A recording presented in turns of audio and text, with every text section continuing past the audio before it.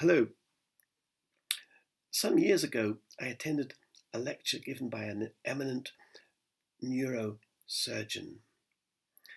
And after his talk, there were questions. And the very first question I remember was, in his estimation, which human activity involved the use of the greatest proportion, if you like, of the nervous system?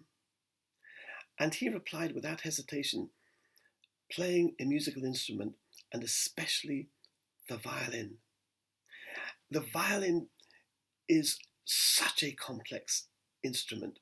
And when we're playing, if you think about it, the number of movements just of the fingers of the left hand up and down, horizontally across the strings, and of course with shifting, or the bowing patterns, and the emotional aspect, the sensitivity, the nerves of the fingers feeling the string in both hands, but of course also the emotional aspect and the memory that we use.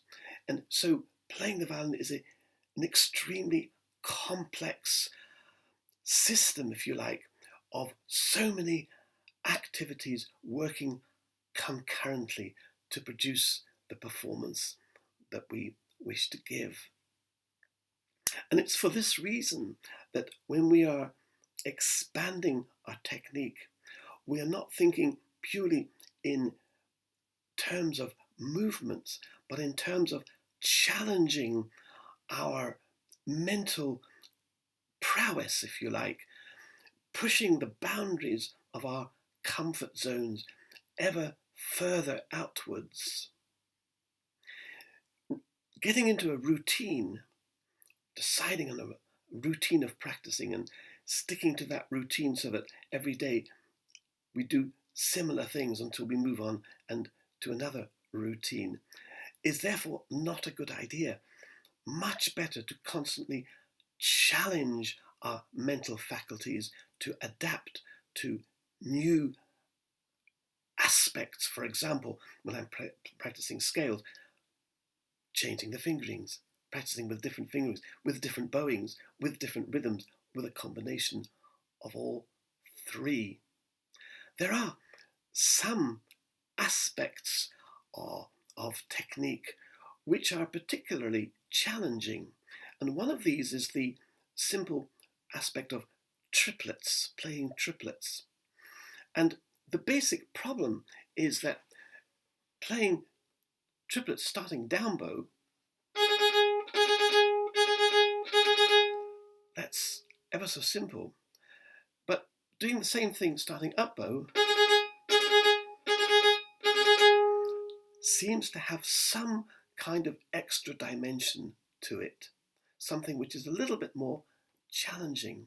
And when we come to playing strings of triplets, for example, starting down bow, that seems so easy, but starting up bow, that seems to demand just a little extra effort. So we have the down bow and the up bow, and of course in the repertoire these two are juxtaposed and mingled in all sorts of ways, and so we must become fluent in each one, but also in combining the two of them. And how do we do that? Well, by starting with fairly simple formulae and then practicing ever more complex ones. And for material, again, I recommend using the works of the great Ševčik, the great 19th, 20th century pedagogue, whose Opus 2 bowing technique is so systematically organized that we can't possibly fail to perfect each degree as we advance. So I'm going to suggest we start at variation number 260 in the third book of his Opus 2, so number 29.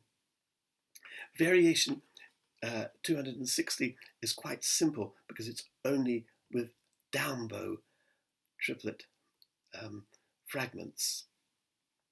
And as with the other string crossings that we've worked on in previous videos over 2 strings, it's the wrist that is the driving force. And I'm going to show you a way of practicing now. I have here a rather lovely Victorian chair.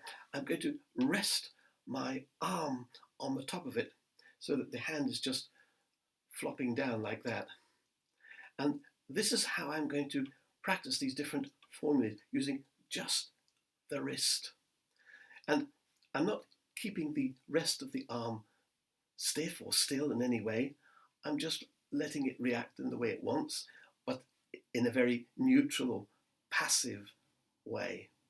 And in this way, the hand becomes, if you like, the microcosm of what the bowing pattern is going to be. So we avoid any kind of clumsy movements in a disorganized way using other parts of the arm. So the body is completely neutral and passive, and only the wrist is active. I'm going to start playing number 260, but just open strings for now. I'm going to put the bow on the 2 upper strings, so not on the A level or the E level, but somewhere in between. And then using a very small amount of bow at the point, quite slow.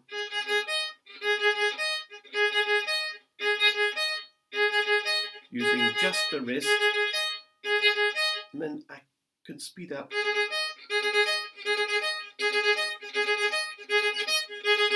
as I move towards the middle of the bow.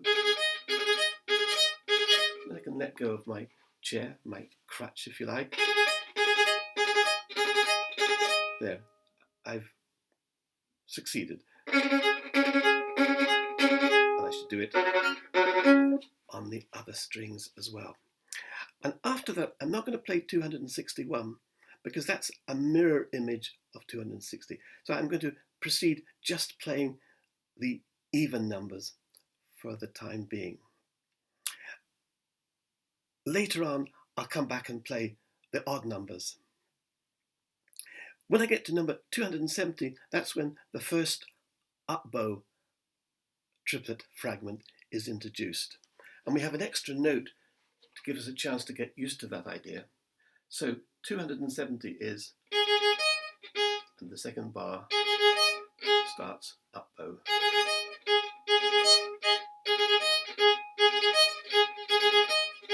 And then gradually I'll get faster until I can come away from my support and etc. I'm going to work my way through the even numbers until I get to number 278. And this is the first time that we have the 2 formulae combined, so a down bow and an up bow triplet fragment. So first of all, down, up, down, and then up, down, up. Again, at the point, using just the wrist, and eventually I can break free of my support system. And all the while, I'm making sure my body is completely neutral, my head floating, my shoulders sunk, and the rest of the body in a completely passive and neutral state. And when I get to number 284, we have the first flow of triplets. So I'm going to practice that one. Again, just using the wrist and gradually speeding up until I'm able to do that without support, etc. When I've done both the even numbers and the odd numbers, I'm going to return to the first one, number 260, and I'm going to do that with the notes that Ševčik suggests. And it's important at this point that I cease to be performing a merely mechanical function, and I try and make a sound that is not only pleasing but also varied and even phrased using dynamics. So, for example, instead of, which is the kind of technique that I call useless because you can't actually apply it to any musical repertoire. It'll be more like,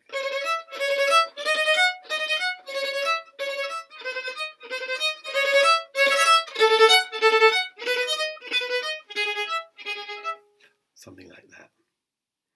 Now, when I've worked through all of those, I'm going to turn the page and start with number 310. And in the next section, it's exactly the same principle. I'm going to practice the even numbers first on open strings, then the odd numbers on open strings, and then finally all of them with the notes that Ševčik gives us.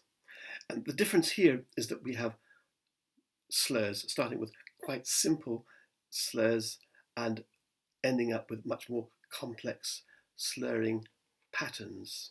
So I'm going to do it exactly the same way, starting at the point, and here is the first formula. So we have a down and an up.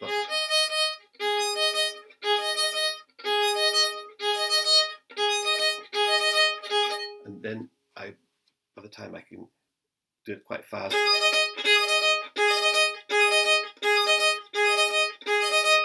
I don't need the support of the chair anymore. So that really is it.